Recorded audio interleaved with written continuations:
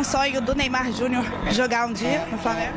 Olha, eu sempre falei isso, né? É óbvio que o Flamengo é meu segundo, vou falar que é meu segundo time do coração, porque o meu primeiro é o Santos, com todo respeito ao time que me criou, o time que eu sou fã desde pequeno, mas o Flamengo eu tenho um carinho muito grande e óbvio que seria um prazer enorme se um dia eu pudesse jogar aqui. Depois do livro você vai pra onde?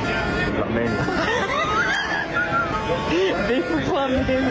Ó, você, Arrasca, De La Cruz, Varela e Matias Vinha. Eu vou te trazer pro Flamengo. Você vai vir? Oi. Já era, pai. O homem vai vir pro Flamengo. Corinthians ou Flamengo? Flamengo. Flamengo, of course. Support of Flamengo, that's why. É nóis, Flamengo. Olha a camisa que ele trouxe, não, fala aí. Eu na defesa, eu mesmo no ataque. Se é Rafael Leão,